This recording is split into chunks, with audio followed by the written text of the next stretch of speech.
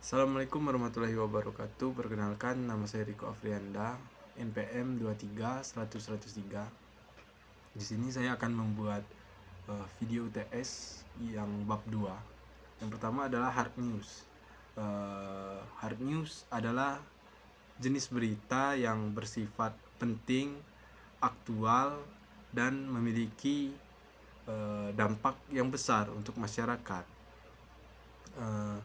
Biasanya berita ini berkaitan dengan peristiwa yang mempengaruhi kehidupan banyak orang, seperti misalnya kejadian-kejadian dan keputusan politik, terus kejadian-kejadian ekonomi, atau peristiwa-peristiwa yang mendesak yang lainnya gitu.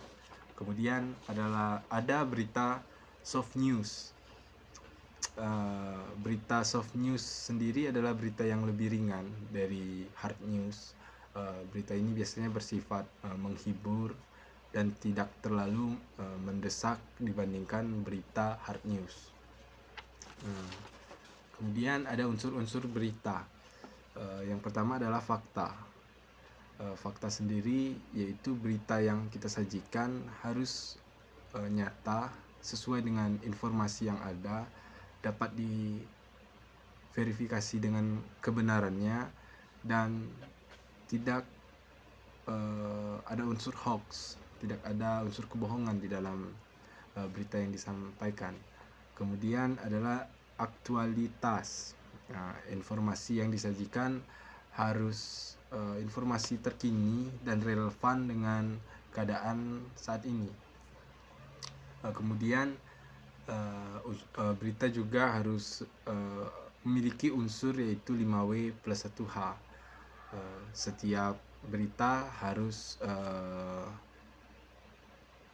memiliki unsur 5W plus 1H tadi, yaitu who, siapa, kemudian what, apa, when, kapan, where, di mana, why, mengapa, dan terakhir itu adalah how, bagaimana. Jadi setiap berita itu harus memiliki 5 unsur, salah satunya unsur 5W plus 1H. Kemudian objektivitas. Berita harus memiliki unsur objektivitas karena berita harus disampaikan secara netral tanpa adanya keberpihakan atau opini pribadi dari seorang penulis.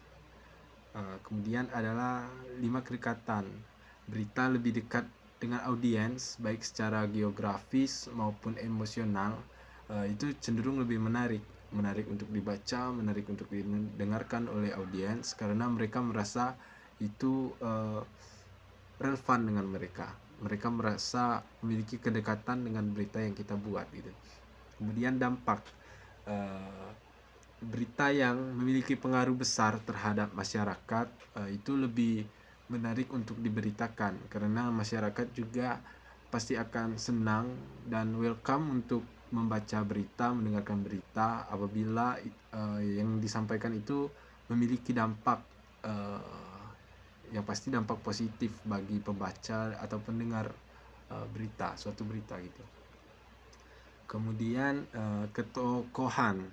Berita yang melibatkan tokoh terkenal atau orang yang berpengaruh lebih mudah menarik perhatian publik, karena suatu tokoh yang sudah memiliki nama atau memiliki pengaruh di masyarakat, ketika kita beritakan itu akan menarik perhatian pembaca atau pendengar berita, karena mereka ingin mengetahui apa yang kita beritakan dengan adanya salah satu tokoh yang kita tulis atau kita sebut di dalam berita gitu. Kemudian keanehan. Kejadian yang tidak biasa atau unik memiliki daya tarik tersendiri, karena apabila kita memberitakan misalnya ke peristiwa-peristiwa yang ada keanehan, itu pasti masyarakat memiliki rasa penasaran untuk mencari tahu isi dari berita tersebut. Kemudian ada konflik.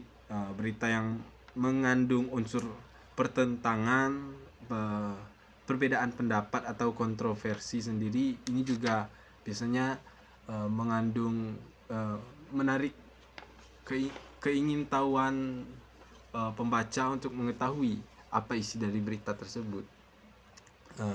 Kemudian juga ada human interest, yaitu berita yang menyentuh emosi dan perasaan manusia, seperti kisah-kisah inspiratif. Biasanya itu juga para pembaca dan pendengar menyukai hal seperti itu, karena itu bisa membuat emosi dan pembacanya bisa tersentuh gitu.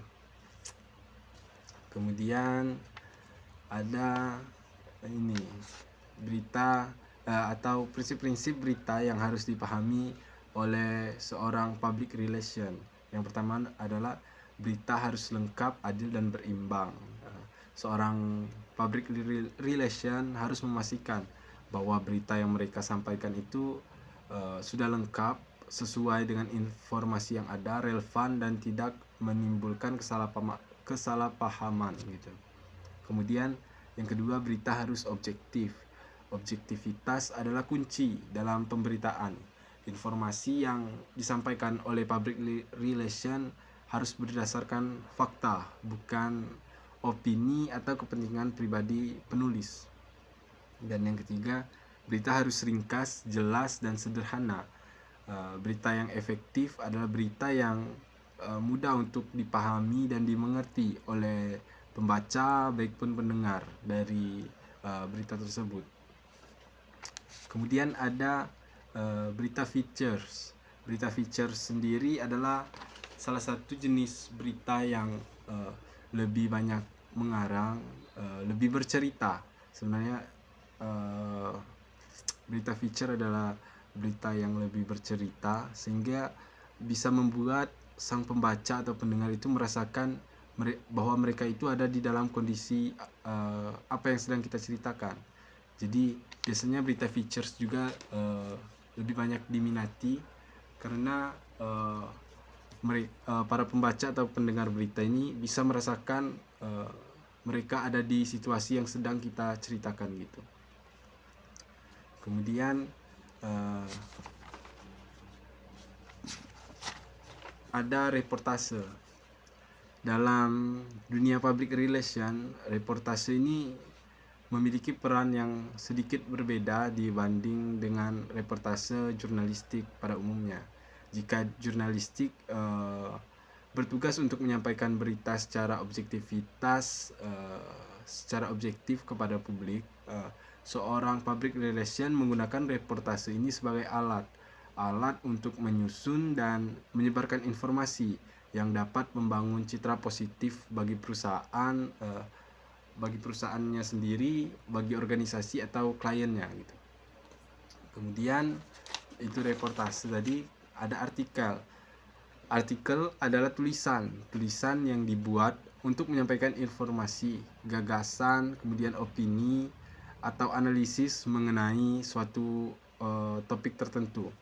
Artikel bisa ditemukan di berbagai media seperti surat kabar, kemudian majalah, blog, jurnal akademik juga bisa. Baik, mungkin itu saja untuk materi bab 2 dari saya. Sekian, saya ucapkan terima kasih. Wassalamualaikum warahmatullahi wabarakatuh.